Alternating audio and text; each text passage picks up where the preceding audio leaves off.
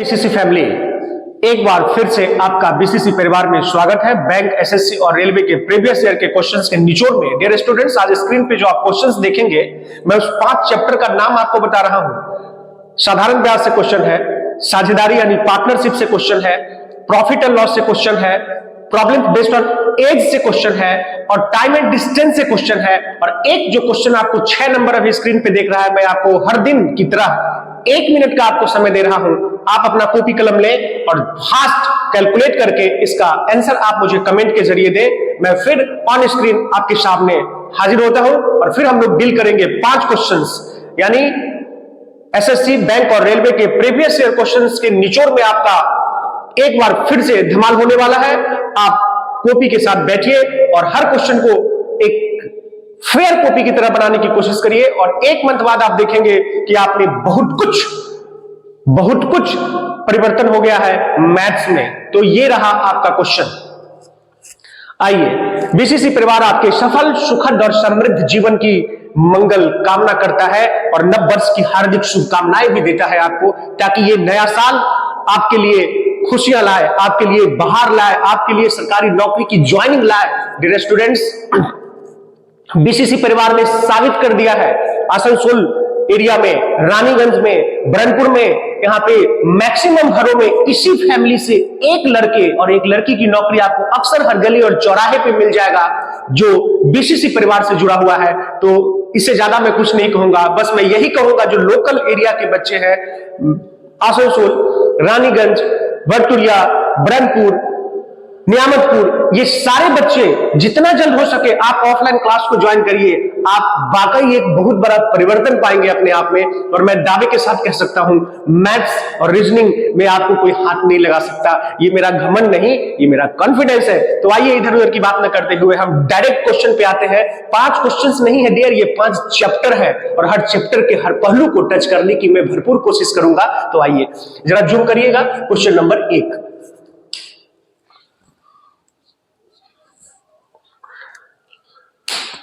Dear students, आप 1 number question देख रहे हैं जिसमें साधारण ब्याज का क्वेश्चन है। जब भी आप साधारण ब्याज का क्वेश्चन बनाएंगे तो कैसे बनाएंगे, पहले क्वेश्चन पढ़ लेते हैं। साधारण ब्याज पर एक मूलधन 8 वर्षों में दोगुना हो जाता है। समान ब्याज दर पर कितने वर्षों में 25,000 रुपया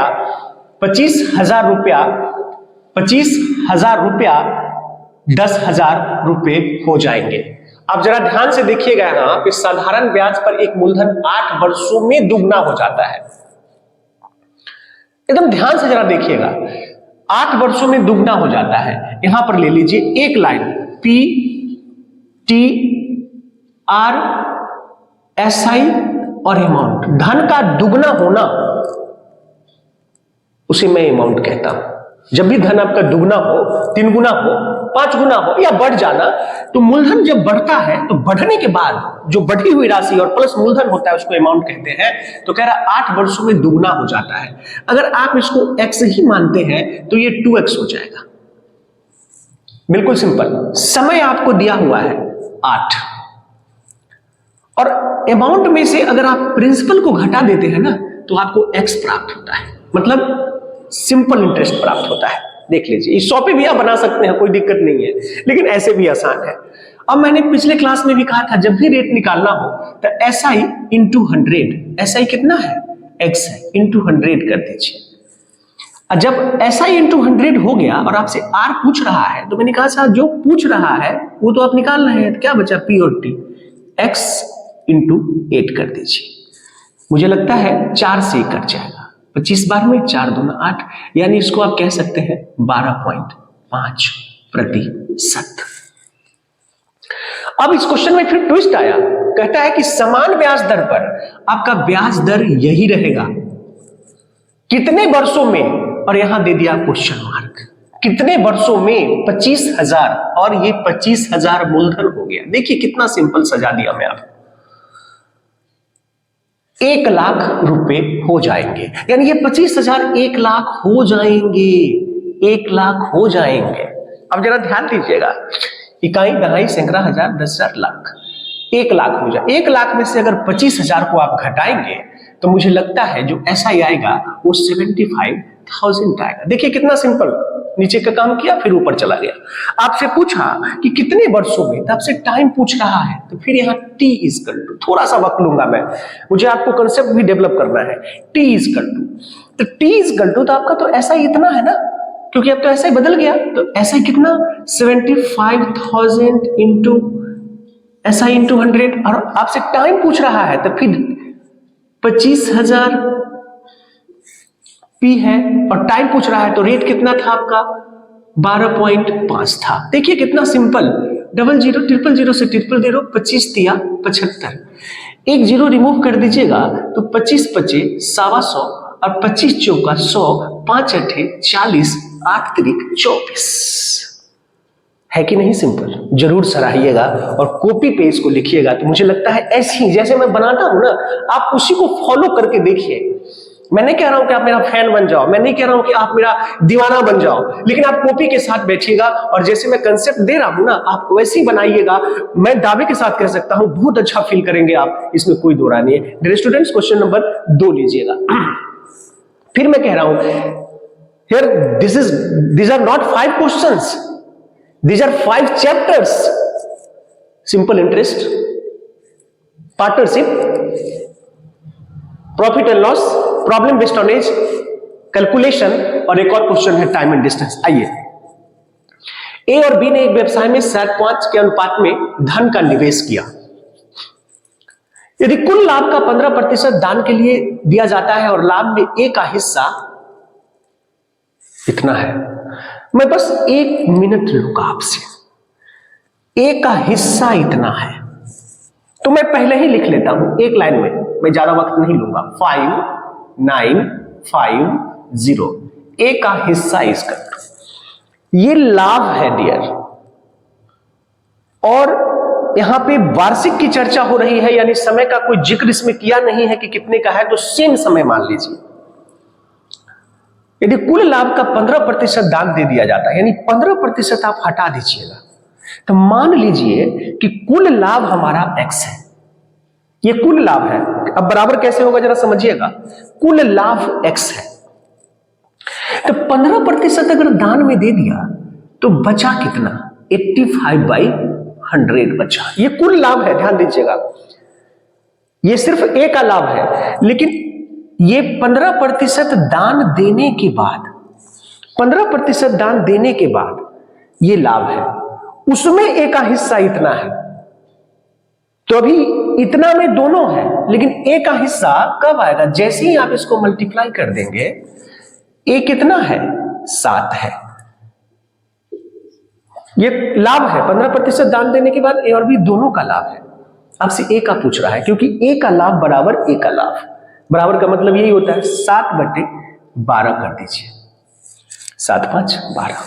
अब इसको कैलकुलेट कर दीजिए एक लाइन में, 17 5 85, 17 तिया 51, 17 5 85, 7 और 5 यानी 35, 35 दूना 70, 7 और 5 35, 35 दूना 70, 7 और 5 35, 35 दूना 70। अब जरा ध्यान दीजिए, 7 और 5 35, माफ कीजिएगा 35, 7 और 5 35 एकम 35, 10, ये 1200, ये एक जीरो, बस। ये x आपने क्या माना था, कुल लाभ है ये। देखिए एक लाइन में मुझे आपको बताना था, नहीं तो मैं इसको 15 सेकंड में बना देता, पर आप भी बनाएंगे 15 सेकंड में। बस एक काम आप कर लीजिए, कॉपी कलम के साथ, बड़ी इत्मीनान से बता रहा हूं, समय भी आपको दे रहा हूं, ताकि आप इसको छाप सके, ताकि आप इसको लिख सके, ताकि आप इसको अपनी कॉपी में उतार सके और हर एक पॉइंट को टच करने की कोशिश करिएगा। तो मुझे लगता है आपके लिए ये बहुत फ्रूटफुल होने वाला है, और हर उस एसएससी और जीडी वाले बच्चों के लिए तो समझिए ये ऐसा कारगर साबित होगा कि आप एग्जाम देके आइएगा तो मेरे लिए एक कमेंट जरूर करिएगा, वाह सर आपने तो कमाल कर दिया। तो प्लीज थोड़ा थोड़ा प्यार दिखाइए और भर भर के कमेंट करिए और लाइक करिए और सब्सक्राइब करिए। आइए डियर स्टूडेंट्स, अब जरा 3 नंबर क्वेश्चन देखिएगा। बड़ी बारीकी से मैं बताऊंगा, थोड़ा सा उसको जूम करिएगा। कहता है एक दुकानदार 100 रुपया में छोटी कोल्ड ड्रिंक की बोतलें खरीदता है। 20% का लाभ प्राप्त करने के लिए उसे ऐसी एक बोतल कितने में बेचनी चाहिए? मैं बार बार कह चुका हूं, ये सीजीएल, एसएससी, बैंक और रेलवे की टफ शेड्यूल में से क्वेश्चंस हैं। और जब ये आप कर लेंगे तो एसएससी जीडी का क्वेश्चन आपके पास बचेगा ही नहीं, हर क्वेश्चंस को आप टच कर सकते हैं। देखिए, कहता है 100 में 6 छोटी कोल्ड ड्रिंक की बोतलें खरीदता है। डियर स्टूडेंट, जरा ध्यान दीजिएगा, ये 6 बोतल का जो सीपी है वो है 100। 6 का ये बोतल है। देखिए, आप लोग एकदम, मैंने कह दिया हूं, आप कॉपी कलम लीजिए। 6 बोतल का सीपी है, तो यहीं पर इसी 6 बोतल का एसपी भी तो निकल जाएगा। बस एक लाइन, क्योंकि 100 है तो ज्यादा कठिनाई नहीं है। जिस 6 बोतल का सीपी 100, उसी 6 बोतल का एसपी कितना? 120, क्योंकि हमारे पास डाटा ही 100 है। अब जरा ध्यान दीजिएगा, इस 6 का सीपी एसपी है, हो गया, कहानी खत्म है। अब कह रहा है एक बोतल, देखिएगा मैं बार बार कहता हूं, आप कॉपी जरूर लेंगे। एक बोतल इज इक्वल टू, तो 120 रुपया 6 बोतल का है, तो हम एक बोतल का निकालेंगे तो 6 से भाग दे देंगे, 6 दूना 12। कितना बोतल? यानी एक बोतल कितने में बेचनी चाहिए? तो 20 रुपया में बेचनी चाहिए। एसएससी, माफ कीजिएगा, प्रॉफिट एंड लॉस का क्वेश्चन जब भी बनाइएगा ना, तो कुछ पॉइंट नोट करिएगा। जितनी खरीदी जाए उतनी ही बेची जाए, ये है तो ठीक है, नहीं तो उतना आपको करना पड़ेगा। 6 का सीपी, 6 का एसपी, एक का पूछ रहा है, 6 से भाग दे दीजिए, दैट इज ऑल। आइए नेक्स्ट। डियर स्टूडेंट्स, मीनू की आयु 38 वर्ष है, उसकी पुत्री की आयु 8 वर्ष है। कितने वर्षों में मीनू अपनी पुत्री की आयु से दुगनी आयु की हो जाएगी? प्रॉब्लम्स बेस्ड ऑन एज का जब भी आप क्वेश्चन बनाए ना, आप हमेशा ध्यान रखेंगे, एज के क्वेश्चन को बनाने के लिए हमेशा एक्स का ही इस्तेमाल करेंगे तो आपके लिए फ्रूटफुल है, मैं कह रहा हूं आपको। देखिए, तो एम स्टैंड्स फॉर मीनू ले लीजिए, एम स्टैंड्स फॉर मीनू, और उसकी पुत्री को पी से इंडिकेट कर दीजिए। मीनू को आयु 38 वर्ष है, बस सिंपल, और उसकी पुत्री की आयु 8 वर्ष है। कह रहा है कितने वर्षों में मीनू अपनी पुत्री की आयु से दुगनी हो जाएगी? कितने वर्षों में? तो डियर स्टूडेंट्स, आपके पास ऑप्शन है। अगर 22 वर्षों की बात कर रहा है तो इसमें अगर प्लस 22 कर देते हैं तो 8 2 10, 3 2 5 1 6, इसमें 22 कर देते हैं तो 8 2 10 और 2 1 3 हो गया। ऑप्शन से भी कितने वर्षों में, यानी 22 वर्ष बाद जो है मीनू अपनी पुत्री की आयु की दुगनी हो जाएगी। आपका कहानी फुलफिल हो गया, देख लीजिए। 22 वर्षों में मीनू की जो आयु है प्लस 22, इसमें भी प्लस 22 करके आया है, 22 तो दोनों के लिए। अगर आप मेथड चाहते हैं तो 38 प्लस एक्स बराबर कितने वर्षों बाद? एक्स वर्ष बाद मीनू की आयु अपने पुत्री की आयु की, यानी 8 प्लस एक्स, यहां भी कितना? दुगनी हो जाएगी। आप यहां भी कैलकुलेट करिएगा तो एक्स का वैल्यू 22 ही आएगा। आइए सवाल नंबर 5। डियर स्टूडेंट्स, ये टाइम एंड डिस्टेंस का क्वेश्चन है, आप इसे अच्छे से देखें। मैं बार बार कहता हूं 5 क्वेश्चन नहीं, अब मैं अपना स्लोगन बदल रहा हूं। 5 मिनट्स में 5 चैप्टर्स को मैं कमांड करने जा रहा हूं, और आप देख भी रहे होंगे। अगर आप वाकई कंपटीटर होंगे ओरिजिनल, तो वाकई आपको ये अच्छा फील कराएगा, मैं दावे के साथ कह सकता हूं। और इंग्लिश वाले व्यूअर से भी मैं कह दे रहा हूं कि मैं इंग्लिश में भी क्वेश्चन आपको दे दे रहा हूं, आप बारीकी से पढ़ लीजिएगा क्वेश्चन, काफी वक्त दे रहा हूं आपको कंसंट्रेशन के साथ। कितना मिनट ले रहा हूं आपसे? 20 मिनट। क्या आपके पास 24 मिनट में 20 मिनट नहीं है? कॉमेडी देखते होंगे, मूवी देखते होंगे तो घंटों बिता देते होंगे, लेकिन यदि आप 20 मिनट, सिर्फ 20 मिनट का ये वीडियो है, आप उसको देखिए और परफॉर्म करिए। आइए, शताब्दी एक्सप्रेस ट्रेन 5 घंटे में 700 और 11 घंटे में 10 से 12 किलोमीटर की दूरी तय करती है। ट्रेन की औसत गति मीटर पर सेकेंड। जब भी क्वेश्चन पढ़े तो पूरा एक बार पढ़ जाए 15 सेकेंड में, और उसी 15 सेकेंड में आपको उसका अंदाजा लग जाना चाहिए कि इसमें पूछ क्या रहा है। डियर स्टूडेंट्स, तो सबसे पहले हम एवरेज स्पीड की ओर चलते हैं। Average speed is equal to, आप जोड़ दीजिए 1012 700, टोटल डिस्टेंस 2 1 7 1, और टोटल टाइम 11 5 16। डियर स्टूडेंट्स, लेकिन ये किलोमीटर में है और ये आवर में है, तो मीटर पर सेकेंड में पूछ रहा है ना, तो इसको कैलकुलेट किए बिना ही आप इसको 5/18 से गुना कर दें। अब इसका आप कैलकुलेट कर लें। मुझे लगता है कि आपका ये 16 से कट जाएगा। 16 एकम 16, 7 में से 6 गया 112, 7, और ये 7 बार हो गया। अब 18 का कटने का कोई चांस नहीं है, तो मुझे लगता है बस कुछ नहीं सोचना है, क्योंकि किसी के हर में 18 नहीं है। किसी के हर में यानी डेनोमिनेटर में 18 नहीं है, तो आपका 3 नंबर ये आंसर हो गया। कितना अच्छा लगा होगा आपको। मैं बड़ी दिल से पढ़ाता हूँ, मॉर्निंग में उठकर आता हूँ, आपके लिए वीडियो शूट करता हूँ, आप तक पहुंचाने की कोशिश करता हूँ, और वाकई मेरा दिल धड़कता है आपके लिए। मेरा दिल आप बच्चों के लिए धड़कता है। मैं दिल से कहता हूं, मैं टीचिंग प्रोफेशन को अपना पैशन माना है।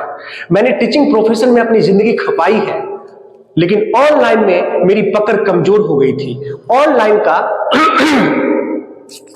का मेरे पास सिस्टम नहीं था, लेकिन कुछ बच्चों ने मुझे सपोर्ट कर, हमारी टीम ने मुझे प्रोत्साहित कर आप तक पहुंचाने का जो प्रयास किया है, मैं उसे सैल्यूट करता हूं और उनके उज्जवल भविष्य की कामना करता हूं। जिन्होंने मेरा साथ दिया है, जिन्होंने मुझे मजबूती से हर कदम पे मुझे आगे बढ़ने के लिए प्रेरित किया है, मैं उस टीम को दिल की गहराइयों से बधाई देता हूं और उनके उज्जवल भविष्य की कामना करता हूं। और आप तमाम व्यूअर्स जो जहां से भी मुझे देख रहे हैं, उनके लिए भी मैं दिल की गहराइयों से नववर्ष की हार्दिक शुभकामनाएं देता हूं, क्योंकि नववर्ष आने वाला है।